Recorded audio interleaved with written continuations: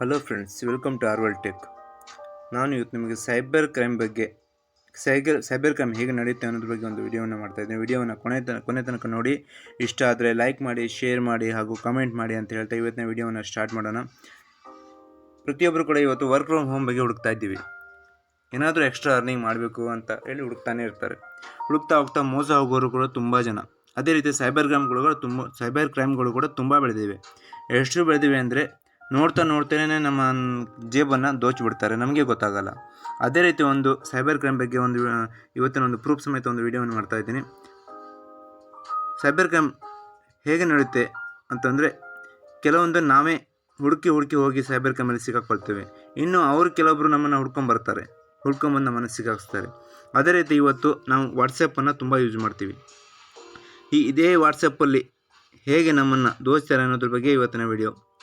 So ವಾಟ್ಸಪ್ಪಲ್ಲಿ ನಾವು ಎಷ್ಟು ಯೂಸ್ ಮಾಡ್ತೀವಿ ಅಂದರೆ, ಪ್ರತಿದಿನ ನಾವು ಅದಕ್ಕೆ ಅಡಿಕ್ಟ್ ಆಗಿಬಿಟ್ಟಿದ್ದೀವಿ. ಒಂದು ದಿನ ನಮ್ಮ ಮೊಬೈಲಲ್ಲಿ ವಾಟ್ಸಪ್ ಇಲ್ಲ ಅಥವಾ ಮೊಬೈಲ್ ಇಲ್ಲ ಅಂತಂದರೆ ನಮಗೆ ಆ ದಿನವೇ ಕಳೆಯಲ್ಲ. ಸೊ ಅದೇ ರೀತಿ ಒಂದು ದಿನ ವಾಟ್ಸಪ್ಪಲ್ಲಿ ಒಂದು ಮೆಸೇಜ್ ಬರುತ್ತೆ ನನಗೆ,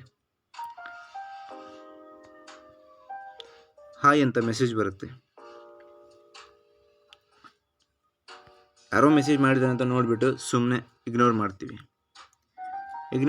ಆ ನಂತರ ಇನ್ನು 2 ದಿನ ಆದ ನಂತರ ಯಾರಿರ್ಬೋದು, ಒಂದು ಚೆನ್ನಾಗಿರೋ ಹುಡುಗಿ ಫೋಟೋನ ಹಾಕಿರ್ತಾರೆ, ಅಟ್ರಾಕ್ಟಿವ್ ಆಗಿರುವಂಥ ಒಂದು ಹುಡುಗಿ ಫೋಟೋನ ಹಾಕಿರ್ತಾರೆ. ನೋಡಿದ ಕೂಡಲೇ ಅಟ್ರಾಕ್ಟ್ ಆಗಬೇಕು.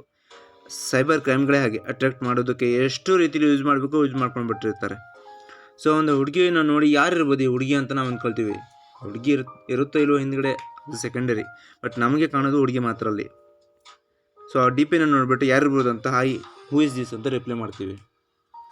ಸೊ ರಿಪ್ಲೈ ಮಾಡಿದ ನಂತರ ಆ ಕಡೆಯಿಂದ ಒಂದು ಮೆಸೇಜ್ ಬರುತ್ತೆ, ಈ ರೀತಿ ಎಕ್ಸ್ಟ್ರಾ ಅರ್ನಿಂಗಿಗೆ ಒಂದು ಅಪಾರ್ಚುನಿಟಿ ಇದೆ, ಏನೂ ಹಣ ಕೊಡೋ ಅವಶ್ಯಕತೆ ಇಲ್ಲ, ನೀವು ಈ ರೀತಿ ಟಾಸ್ಕ್ಗಳನ್ನು ನಿಮಗೆ ಕೊಡ್ತಾರೆ, ಈ ಟಾಸ್ಕ್ಗಳನ್ನು ಕಂಪ್ಲೀಟ್ ಮಾಡಿ. ಈ ಟಾಸ್ಕ್ಗಳನ್ನು ಕಂಪ್ಲೀಟ್ ಮಾಡ್ತಾನಂದರೆ ನಿಮಗೆ ಕೂಡಲೇ ನಿಮ್ಮ ಅಕೌಂಟಲ್ಲಿ ಹಣ ಬರುತ್ತೆ.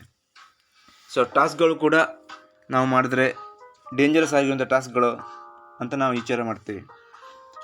ಇಲ್ಲ, ಇದು ಕೂಡ ತುಂಬ ಈಸಿ ಆಗಿರುವಂಥ ಟಾಸ್ಕ್ಗಳು. ರೇಟಿಂಗ್ ಕೊಡುವಂಥ ಟಾಸ್ಕ್. ಯಾವುದೋ ಒಂದು ರೆಸ್ಟೋರೆಂಟ್ ಲಿಂಕ್ ಕೊಡ್ತಾರೆ, ಆ ಲಿಂಕಲ್ಲಿ ನಾವು ಕ್ಲಿಕ್ ಮಾಡಿಬಿಟ್ಟು ರೇಟಿಂಗ್ ಕೊಟ್ಟರೆ ಆಯಿತು. ಇದು ತುಂಬ ಈಸಿ, ಯಾರು ಬೇಕಾದರೂ ಮಾಡ್ಬೋದು. ಸೊ ನಮಗೆ ಖುಷಿ ಆಗಿಬಿಡುತ್ತೆ,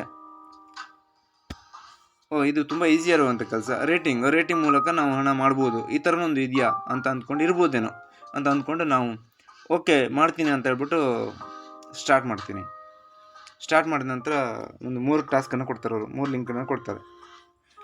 ನಾವು ಅದಕ್ಕೆ ಲೈಕ್ ಮಾಡಿ ರೇಟಿಂಗ್ಸ್ ಕೊಡಬೇಕು, 5 ಸ್ಟಾರ್ ರೇಟಿಂಗ್ ಕೊಡಬೇಕು. ಸೊ ಲಿಂಕನ್ನು ಕ್ಲಿಕ್ ಮಾಡಿಬಿಟ್ಟು ರೇಟಿಂಗ್ ಕೊಡ್ತೀನಿ. ರೇಟಿಂಗ್ ಕೊಟ್ಟ ನಂತರ ಅವ್ರಿಗೆ ವಾಪಸ್ ಆ ಒಂದು ಸ್ಕ್ರೀನ್ಶಾಟನ್ನು ಹೊಡೆದ್ಬಿಟ್ಟು ವಾಪಸ್ ಕಳಿಸ್ಬೇಕು.